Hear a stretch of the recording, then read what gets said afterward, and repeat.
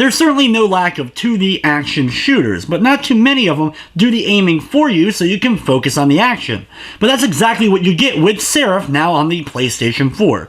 But is this one worth checking out, or is this just another shooter that ends up running out of ammo?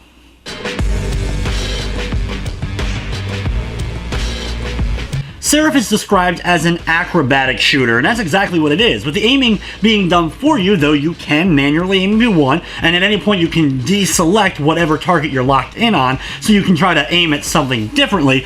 But for the most part, with that aiming done, you can just kind of focus on dodging the enemy fire, dashing through, and jumping and platforming all over the place, leading to what ends up being a very fun experience. The main character of the game is, well, an angel who has been taken prisoner and is trying to regain their true form. To do so, you must battle through all these demons in a giant facility, moving from room to room, killing big boss-like demons, and taking out demon portals, eventually making it to the big baddies of the game. The game definitely has an emphasis on its difficulty. When you pick normal from the get-go, it starts off at 0, but as you're defeating enemies and going through rooms, it starts to go up by percentage points. Soon enough, you'll be fighting tougher and harder enemies. And if you decide to start the game off on hard or extreme difficulties, there's a big increase right from the get-go, going to 4 difficulty or 8 difficulty with the extreme. There's a few other modes for you to go through though as well, including speedrun, which will get rid of all the dialogue and story segments, just allowing you to go from level to level as quick as possible. And there's even Twitch integration, allowing you to stream it on Twitch and have the viewers be able to vote for things that may end up helping you or may end up hurting you from level to level. You start off with your unlimited ammo dual pistols, but there are more guns to get as you're going through, though each of them will have an ammo limit, so you can only use them for a short period of time in each area before either finding more ammo, switching guns, or moving on to the next level. You do earn experience and upgrade points that you'll be able to craft new weaponry and other upgrades, including stuff like critical hit rate or the amount of health you end up getting back from pickups. All the stuff that you end up picking up actually does allow you to carry it over through multiple playthroughs, as well as doing the daily challenge or going into survival mode. The daily challenge is just that. It's a daily challenge, usually of something like kill a certain amount of enemies in a certain time, and your goal is just to do that and see how many points you can get and see how you stack against the leaderboard.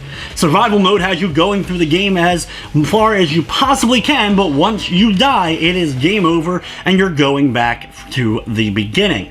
Normally, while playing through the game, if you end up dying during a level, you'll respawn at the beginning point, but you'll have half the amount of total health that you normally would. You die again, it goes in half once again, and once you've died 3 times, it is game over and you'll be sent back to the main menu and you can continue from wherever that last checkpoint was. The farther you play, the setting itself does change up a bit. For the most part, it's just this very basic laboratory facility type setting with a lot of the same demons on repeat over and over again. Yes, they get tougher as you're playing through, but the game can start to get repetitive. A lot of the game's objectives are just kill a big baddie for that area or go and destroy some portals and then hit the exit, go to the next floor, and rinse and repeat with basically the same kind of setups for the levels as you're going through.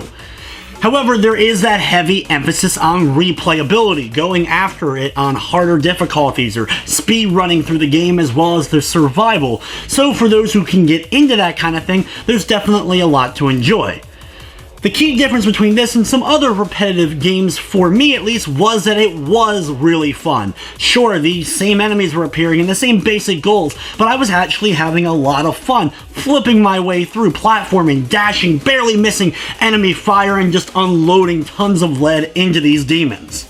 From the technical side of things, Seraph ran perfectly fine. The load times are definitely a bit to be desired.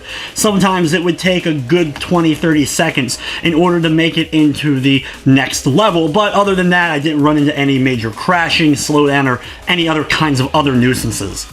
Seraph is available for $14.99 on the PlayStation 4. It does feature a full trophy list and a platinum trophy for you to get. I thought by having the automatic aiming that this game would be a cakewalk, but by no means is it extremely easy. There's a lot of times where you can easily get ganged up on by creatures and have them just drain your health in a matter of moments, especially as you're making it farther in for the tougher creatures and the really big awesome bosses the game does provide. with everything said, I'm going to be giving Seraph a 7 out of 10.